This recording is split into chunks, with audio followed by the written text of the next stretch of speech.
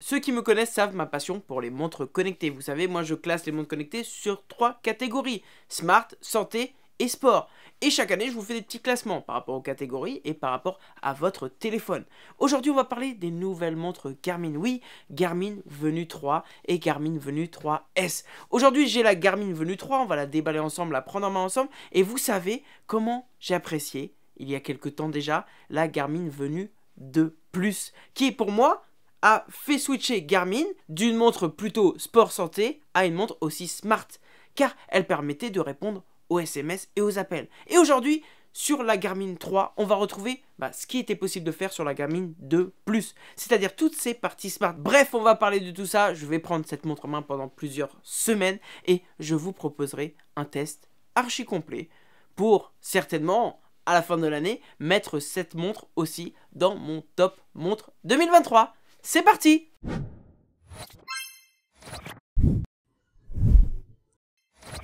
Déballons rapidement cette Garmin Venue 3. On se retrouve avec la boîte de la Venue 3. C'est une boîte assez compacte, hein. On est vraiment sur un petit format, une boîte de base. Pourtant, on n'oublie pas que ça renferme une montre à 500 €. On va la déballer. Elle est directement ici, en visu, en visuel. En dessous, un petit câble propriétaire de recharge Garmin, comme à chaque fois, et le petit livret. C'est vraiment du minimalisme, c'est ce qu'on aime, même si on aurait aimé avoir une petite feuille en or peut-être à ce prix-là. Déballe cette montre et on l'a devant nous. Tout simplement. On se retrouve avec cet écran, cette montre, très jolie, assez basique, mais par contre là, lorsqu'on regarde l'arrière, on a vraiment quelque chose qui sort un peu de l'ordinaire, hein, au niveau de toutes les petites LED. On a quelque chose d'assez joli. Et on va l'allumer. On a le logo qui arrive, le logo Garmin. Tout simplement. Une petite musique parce que oui, il y a le haut-parleur. Un petit sigle 3 derrière pour dire que c'est la Venue 3. Et on va se lancer dans la petite configuration. Tout simplement, il va falloir coupler avec un téléphone. Pour coupler avec le téléphone, il va falloir aller sur l'application Garmin. On connecte la Garmin 3. C'est parti, on jumelle. Et le tour est joué. Il restera qu'à configurer sur quel bras, les objectifs, la synchronisation. Regardez s'il y a une petite mise à jour. Et le reste, on va le voir juste après dans la prise en main. Je vous prépare aussi une petite comparaison entre la 3 et la 3S. Hein. Une petite comparaison vidéo de quelques minutes pour vous dire les petites différences. Il y a très peu de différences, mais surtout pour que vous puissiez voir les deux côte à côte et que vous fassiez votre propre avis par rapport à votre taille de poignet, etc. etc. Regardons plus précisément du coup le design de cette Garmin Venue 3. Qui dit Garmin Venue dit écran AMOLED. Ouais, il y a plusieurs années, j'avais testé la Venue, hein, la première édition, et c'était ça que Garmin venait pousser, un écran AMOLED sur une montre avec des fonctionnalités sportives et santé. Mais depuis, le chemin s'est fait. Pratiquement tout le monde a de l'AMOLED, mais cette Garmin Venue 3 garde un look vraiment très beau, très, on va dire, usage de tous les jours. On est loin d'une Fenix 7X ou une Fenix 7, etc. Une grosse montre de sport. Là, on est vraiment sur une montre qu'on va pouvoir porter tous les jours, que ce soit pour vous messieurs ou vous mesdames. Une très belle montre qu'on va aimer avoir au poignet. Et on va bien entendu parler juste après des fonctionnalités smart. Mais regardons les dimensions. Je vous l'ai évoqué, pour l'instant il existe deux éditions, la 3 et la 3S. La 3 a un cadran de 45 mm et la 3S de 41 mm. Au niveau des dimensions, la 3 mesure 45 mm par 45 mm avec 12 mm d'épaisseur, ce qui est vraiment très beau. On va avoir une lunette en acier inoxydable, un verre Corning Gorilla 3, ça c'est un petit peu dommage de ne pas avoir mis du saphir vu le prix de la montre, et un boîtier en polymère renforcé de fibres. On a un bracelet avec un dégagement rapide, quick release, de 22 mm. Vous allez pouvoir acheter cette montre avec deux types de bracelets différents, soit vous prenez le cuir, soit vous prenez le silicone. La version silicone est disponible à 499,99 € et la version cuir à 449,99 €, soit 50 € de plus. L'écran AMOLED est un écran de 1,4 pouces. Il est très sympa à prendre en main, avec une résolution de 454 par 454 pixels. Sur le côté droit, on retrouve trois boutons qui vont nous permettre à naviguer, on va voir dans la prise en main. Et à l'arrière, on retrouve bien entendu toute la technologie, cardio-fréquence-mètre, etc., etc. Elle existe avec un boîtier blanc et avec un boîtier noir. Au niveau de la 3S, vous allez avoir plus de coloris, plutôt du rose, plutôt du vert, plutôt du beige, bref, vous avez le choix. Que ce soit 3 ou 3S, le prix de départ c'est de 499,99 €. Donc c'est vraiment la taille qui compte. Parlons maintenant des petites caractéristiques techniques et des petites nouveautés.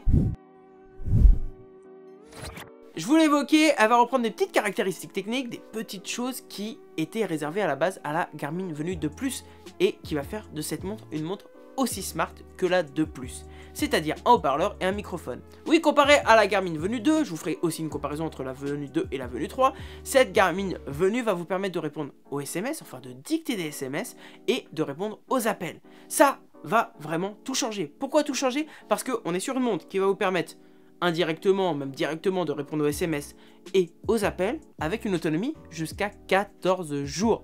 C'est-à-dire, on va être sur, de mémoire, la montre qui va vous permettre ces deux fonctionnalités avec le plus d'autonomie du marché.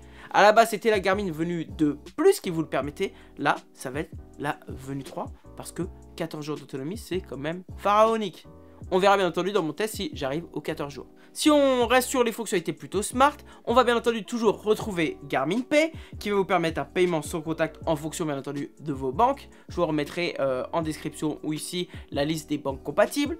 Vous allez avoir bien entendu les notifications, l'affichage de photos, les musiques intégrées via Spotify, Deezer et Amazon Music, ainsi que la possibilité de télécharger quelques applications tierces via Connect IQ. Ça, on le verra plus précisément pendant le test. Du coup, SMS, appel, musique, c'est déjà pas mal pour 14 jours d'autonomie. Et maintenant, si on se consacre à la santé et au sport, on a aussi de quoi faire. Au niveau de la santé, vous allez avoir bien entendu la détection de sommeil, la détection de santé quotidienne, des activités, etc. Vous allez même avoir la détection de sieste, le statut VFC, qui est la variabilité de votre fréquence cardiaque. Bien entendu, un cardio-fréquence-mètre qui va vous permettre d'avoir la fréquence cardiaque en continu au cours de la journée. Vous aurez le suivi du stress, la SPO2, la méditation, bref, la panoplie de ce qu'on avait sur les éditions précédentes. Au niveau du sport, pas grande nouveauté non plus, si ce n'est un mode fauteuil roulant, ce qui est pas mal pensé pour pouvoir accompagner les personnes en fauteuil roulant à mesurer leur activité physique. Ça permettra de suivre les poussées quotidiennes et de recevoir des alertes de changement de poids. Parmi les autres petites nouveautés, vous aurez un rapport matinal, un coach de sommeil, un suivi d'énergie au quotidien ou encore une analyse des bénéfices d'entraînement et de temps de récupération. Bref, des petites nouveautés qui vont vous permettre d'être vraiment précis lors de votre récupération de santé et de sport. Petite déception de ma part pour l'instant, je vais fouiner sur la montre, mais pas de possibilité de charger un parcours GPX ou autre, un itinéraire lors du sport. Et c'est vraiment au niveau sport pour moi ce qui manque à la Garmin Venue 2 et maintenant certainement à la Venue 3. Donc peut-être ce sera réservé pour une Garmin Venue 3 Plus, ça on ne sait pas. Mais voilà, on a fait le tour à peu près de ce qu'il y avait à dire là-dessus. Maintenant on va l'allumer et la prendre en main. C'est parti. Regardons du coup comment on prend en main cette montre. Alors tout d'abord, on l'a vu, hein, il y a 3 boutons sur le côté droit. Ici on va retrouver haut-parleur, microphone, mais on a surtout l'écran tactile. Lorsqu'on va swiper de bas en haut ou de haut en bas, on va arriver sur notre synthèse, que ce soit d'un côté ou de l'autre, hein, ça va être la même chose. Notre synthèse qui va nous donner un résumé de la journée au niveau des nombres de pas, des minutes d'activité, de la fréquence cardiaque, la body battery, etc. etc. Lorsqu'on aura même ici les notifications, après chaque fois on peut cliquer dessus pour les avoir. Lorsqu'on va swiper de gauche à droite, on va avoir les raccourcis. On va pouvoir configurer des raccourcis, par exemple la luminosité. Et lorsque j'irai ici, de gauche à droite, hop, je pourrai arriver pour changer la luminosité. Lorsque maintenant on va appuyer sur le bouton du haut, on va pouvoir lancer une activité. Une activité ou accéder à des applications. C'est une sorte de menu principal et qui est assez bien fait parce qu'on peut accéder, voilà, il y a 2 menus, activité ou application. Donc si on veut se lancer dans un sport, on peut le faire rapidement. Si on veut avoir une application telle que le téléphone, la musique, le portefeuille, le compte à rebours, etc., etc., on les aura aussi très vite. Lorsqu'on va appuyer sur le bouton du milieu, ici, on va avoir nos activités récentes, comme par exemple les notifications, et lorsqu'on clique ici, on revient à notre menu principal. Ensuite, lorsqu'on va rester appuyé longtemps sur le bouton du bas, on va arriver sur un peu nos paramètres pour changer le cadran de la montre par exemple. Si on veut switcher, on verra pendant le test qu'on va pouvoir en créer, etc., etc.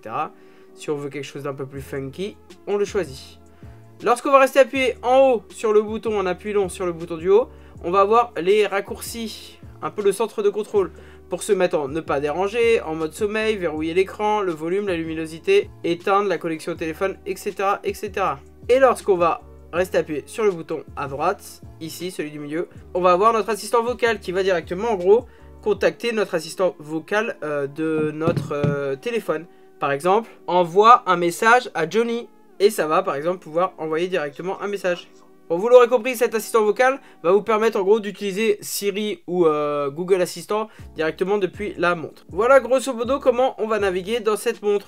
Voilà les amis, cette Garmin Venue 3 est prête, elle est configurée, on a regardé comment on naviguait dedans, on a regardé un petit peu ce qu'il était possible de faire, on l'a évoqué, maintenant ça va aller sur le poignet et on va tester ça sur différents sports, sur la santé, la partie smart et je vous propose mon test très rapidement. Bien entendu, en attendant, je vais vous proposer des petites vidéos comparatives. Je suis sûr que vous voulez que je vous la compare avec la Galaxy Watch 6 par exemple, avec la Garmin Venue 2. Et si vous avez d'autres comparatifs que vous voulez que je fasse, hop, vous les mettez en commentaire. Ça va arriver vite. Je vais vous faire plusieurs petites vidéos là-dessus. Et après, le tour est joué. Vous aurez le test pour finaliser ça et savoir si ça vaut les 500 €. Merci d'avoir regardé cette vidéo. En attendant, vivez à fond, vive high tech. Merci, à bientôt sur ma chaîne.